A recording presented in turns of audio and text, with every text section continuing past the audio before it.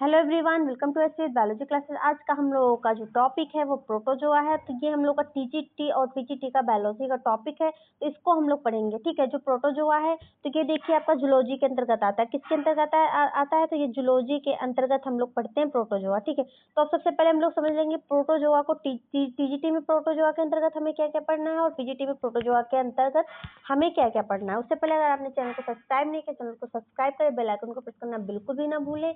और PDF notes के लिए आप टेलीग्राम को ज्वाइन कर लीजिए, आपको डिस्क्रिप्शन में लिंक मिल जाएगा और वहाँ पे आपको इस चीज जो ये हम लोग प्रोटोजोआ टॉपिक कवर कर रहे हैं वहाँ पे आपको इसकी पीडीएफ मिल जाएगी। ठीक है, तो आइए देखते हैं। देखिए, एंट अमीबा, टीजीटी में हम लोग एंट अमीबा पढ़ेंगे, प्लाज्मोडियम पढ़ेंगे, पैरामीशियम पढ़ेंगे, यूग्लिना पढ़ेंगे। ठीक है, इन सब का क्लासिफिकेशन देखेंगे, हैबिटाट देखेंगे क्या है। ठीक है, इन सब का क्या देखेंगे, हैबिटाट क्या है, और उसके बाद स्ट्रक्चर देखेंगे क्या है, लाइफ साइकिल देखेंगे, डिजीज केस्ड बाय प्रोटोजोआ। ठीक, कौन कौन सी बीमारियां होती हैं। पीजीटी में हम लोग क्या क्या पढ़ेंगे, तो पीजीटी में हम लोग पढ़ेंगे एंट अमीबा, पैरामीशियम, क्लासिफिकेशन इन सब का पढ़ेंगे, न्यूट्रिशन पढ़ेंगे, रिप्रोडक्शन पढ़ेंगे, स्ट्रक्चर एंड लाइफ साइकिल देखने वाले हैं। ठीक है, तो आइए अब देखते हैं। सबसे पहले हम लोग प्रोटोजोआ। देखिए, प्रोटोजोआ जो शब्द है, तो प्रोटोजोआ जो टर्म है वो देखो, प्रोटोजोआ टर्म गोल्डफस्ट ने 1817 में दिया था। कब दिया था? 1817 में दिया था। प्रोटोजोआ दो शब्दों से मिलकर के बना हुआ है। देखो, प्रोटोजोआ मतलब प्रोटोस का मतलब होता है, प्रोटोस का मतलब होता है फर्स्ट। ठीक, जोन का मतलब होता है एनिमल, यानी कि सबसे पहले बनने वाले जो एनिमल हैं वो प्रोटोजोआ के अंतर्गत आते हैं। ठीक है, और प्रोटोजोआ के अध्ययन को प्रोटोजूलॉजी कहते हैं। क्या कहते हैं? प्रोटोजूलॉजी कहते हैं। ठीक है, अब देखिए, जो प्रोटोजोआ है यह तीसरा सबसे बड़ा फाइलम है। तीसरा सबसे बड़ा फाइलम कौन सा है? तो प्रोटोजोआ है। ठीक है, दूसरा सबसे बड़ा फाइलम पूछा जाए तो मोलस्का है, और पहला सबसे बड़ा फाइलम जो पूछा जाए वो कौन सा है? आर्थ्रोपोडा। जैसे जैसे देखिए अल्फाबेट है वैसे वैसे देखो, ए सबसे पहले आता है तो आर्थ्रोपोडा, फिर एम आता है, फिर पी आता है। ठीक, वैसे जैसे अल्फाबेट है वैसे वैसे आपको याद करना है। ए मतलब पहला सबसे बड़ा, एम मतलब दूसरा, और पी मतलब तीसरा। ठीक है, अब देखते हैं। देखिए, देखो जो प्रोटोजोअन्स होते हैं ये क्या होते हैं? देखिए, ये माइक्रोस्कोपिक होते हैं, यानी कि सूक्ष्मदर्शी की सहायता से हम इन्हें देख सकते हैं। यूकैरियोटिक होते हैं, एक कोशिकी यानी कि यूनिसेलुलर होते हैं, एक कोशिका से बने हुए होते हैं, जीव होते हैं। ठीक है, और एक्वाटिक होते हैं, यानी कि जलीय होते हैं, टेरेस्ट्रियल होते हैं, फ्री लिविंग यानी कि एकदम मस्त बढ़िया फ्री से क्या होते हैं, पानी में तैरते रहते हैं, जैसे कि आपने अमीबा को देखा होगा।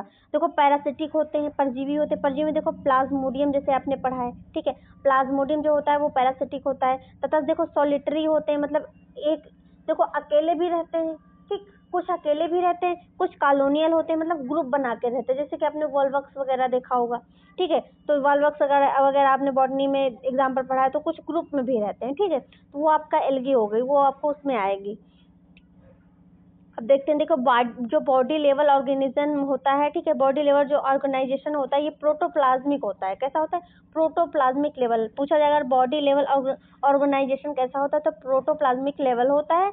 और देखो डॉबल, जो डॉबल है उन्होंने कहा कि यूनिसेलुलर को हम लोग आसेलुलर भी कह सकते हैं, क्योंकि ये एक कोशिका से बना हुआ है। ठीक है, बॉडी जो होती है इनकी, जो जो उनका शरीर होता है वो चारों तरफ पेलिकल नामक जो कवरिंग होती है उससे ढका हुआ होता है। और ये क्वेश्चन बना हुआ जो पेलिकल होती है वो एन एसिटिल, ठीक, देखो ग्लूकोज माइन से बनी हुई होती है। लोकोमेट्री आर्गन जो होते हैं ये 3 प्रकार के पाए जाते हैं। देखो, सीडोपोडिया, सीलिया, फ्लैजेला। सीडोपोडिया जो होती है आपने ऐसे देखा होगा, ऐसे ऐसे करके बनी हुई होती है जिससे भोजन को कैप्चर करता है, वो अमीबा में होता है। सीलिया जो जैसे होती है, तो आपने जैसे कि पैरामीशियम में देखा होगा, छोटी छोटी छोटी छोटी संरचनाएं होती हैं, उनको सीलिया कहते हैं। यूग्लिना में देखिए फ्लैजेला होता है। फ्लैजेला 1 या 2 संख्या में होते हैं, ठीक, या फिर 3 हो सकते हैं, इससे ज्यादा नहीं होते हैं। ठीक है, अब इसमें हम लोग देख लेते हैं न्यूट्रिशन कैसा होता है। तो न्यूट्रिशन देखो 3 प्रकार का होता है। होलोजोइक होता है, मिक्सोट्रॉफिक होता है, पैरासिटिक होता है। होलोजोइक जो होता है ये अमीबा में देखने को मिलेगा। अमीबा जो होता है न्यूट्रिशन होलोजोइक करता है। मिक्सोट्रॉपिक देखिए तो यूग्लिना करता है, क्योंकि देखिए कि प्रकाश संश्लेषण के थ्रू भी भोजन ग्रहण करता है, प्लस कीटों को भी कैप्चर करता है, तो मिक्स हो गया। ठीक है, पैरासिटिक जो आपका प्लाज्मोडियम करता है, जैसे कि पका पकाया खाना न्यूट्रिशन बॉडी से एब्जॉर्व करता है। ठीक है, अब डाइजेशन देख ले, कोशिका के अंदर होता है, यानी कि इंट्रासेलुलर होता है, take place in a food vacuole. ठीक है, और जो इनका वेस्ट मटेरियल होता है ये क्या होता है? खाद्यान्नी होती है, जैसे कि आपने पैरामीशियम में देखा होगा, जैसे खाना अब्जॉर्व कर ले उसके बाद वेस्ट मटेरियल को खाद्यान्नी, इनकी फूड वैक्यूल जो होती है फट जाती है, उसके बाद वेस्ट मटेरियल बाहर निकल जाता है। ठीक है, अगला हम लोग देखेंगे। देखो, इसमें सर्कुलेशन क्या होता है? एब्सेंट होता है। प्रसंचरण जो होता है वो एब्सेंट होता है। और और देखते हैं स्पेसिफिक लोकोमेशन इन, देखो मोनोसिस्टिस, ठीक, मोनोसिस्टिस में एक स्पेसिफिक प्रकार का लोकोमोशन पाया जाता है जिसे देखो ग्रेगराइन, ठीक है, देखो ग्रेगराइन मूवमेंट कहते हैं, किसे क्या कहते हैं, ग्रेगराइन मूवमेंट कहते हैं। अगर पूछा जाए जो मोनोसिस्टिस है वो किस प्रकार का गमन करता है, तो ग्रेगराइन मूवमेंट करता है, ठीक है। रेस्पिरेशन जो होता है शरीर की सतह पे होता है, कैसा होता है, शरीर की सतह से होता है रेस्पिरेशन जो होता है, मतलब यानी कि बॉडी की सतह से ये लोग क्या करते हैं और श्वसन करते हैं, ठीक है। और सिंपल डिफ्यूजन द्वारा करते हैं, क्या करते हैं, सिंपल डिफ्यूजन द्वारा श्वसन होता है बॉडी की सतह से, ठीक है। जो एक्सक्रिएशन होता है, उत्सर्जन जो होता है, ठीक है, उत्सर्जन जो होता है तो शरीर की सतह यानी कि बॉडी सरफेस से ही क्या करते हैं, उत्सर्जन करते हैं। जैसे आपने कॉन्ट्रेक्टाइल वैक्यूल देखी होगी, तो ये ऑस्मो रेगुलेशन के यानी कि शरीर का जो तापमान होता है उसको नियंत्रण करना, ठीक है।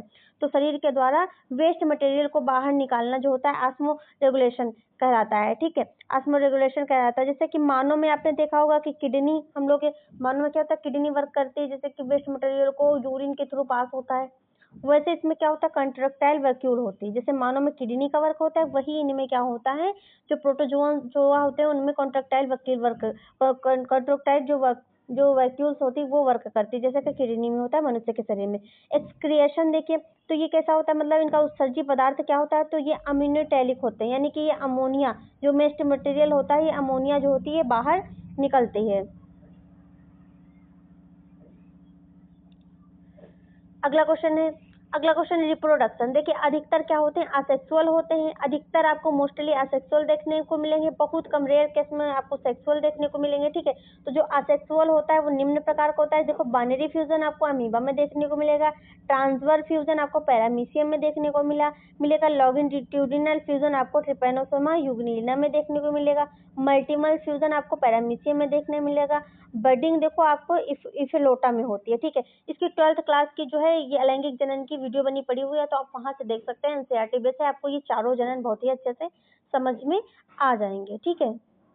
अब नेक्स्ट देखेंगे सेक्सुअल रिप्रोडक्शन। तो देखिए जो सेक्सुअल रिप्रोडक्शन होता है वह सिनगैमी और कंजुगेशन के द्वारा होता है। सिनगैमी जो होता है ये आपका प्लाज्मोडियम में देखने को मिलेगा, और जो कंजुगेशन होता है ये आपका पैरामीशियम में देखने को मिलता है। नोट में देखिए क्या दिया हुआ है, तो सम प्रोटोजोन हैज 2 न्यूक्लियस, ठीक है। दो देखो कुछ जो आपके देखो कुछ जो प्रोटोजो होते हैं उनमें 2 न्यूक्लियस पाए जाते हैं, जैसे कि पैरामीशियम में आपने देखा है। तो देखो माइक्रो न्यूक्लियस जो होता है, जो कि बड़ा न्यूक्लियस होता है, वो वेजिटेटिव ग्रोथ यानी कि सिर्फ ग्रोथ करने में सहायक होता है बड़ा वाला। और जो आपका माइक्रो न्यूक्लियस होता है, तो ये क्या होता है, रिप्रोडक्शन करने में सहायता करता है, ठीक है, रिप्रोडक्शन करने में आपको सहायता करता है।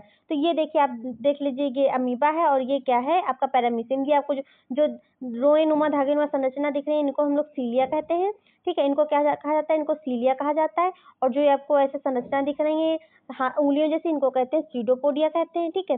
और आपकी देखिए ये कंट्रोक्टाइल वैक्यूल है, जिसके फटने से क्या होता है, वेस्ट मटेरियल बाहर निकलता है, ठीक है। और इसमें देखिए खाद्यधानी जो होती हैं पैरामीशियम में, वो 2 प्रकार की होती है, कि यहाँ पे होती है, कि देखो यहाँ पे होती है और यहीं पे, ठीक है, कहीं भी यहाँ पे होती है, ठीक। तो इसमें क्या होता है, बड़ी वाली जो होती है जो होता है बॉडी को, यानी कि देखो बॉडी को बड़ा करने में वेजिटेटिव के लिए महत्व रखती है। जो कि छोटी वाली खाद्यधानी होती है, जो छोटी वाली वैक्यूल्स होती है, तो वो क्या करती है, रिप्रोडक्शन में मदद करती है। सीलिया होगी आपकी, क्या होगी, फूड वैक्यूल होगी, यहाँ पे है फूड वैक्यूल्स हो गए, ठीक है। माइक्रोन्यूक्लियस हो गया, न्यूक्लियस हो गया, स्यूडोपोडिया है, कंट्रक्टाइल वैक्यूल है, देखो फूड वैक्यूल है, न्यूक्लियस है, ठीक है, माइक्रो न्यूक्लियस है, ठीक है।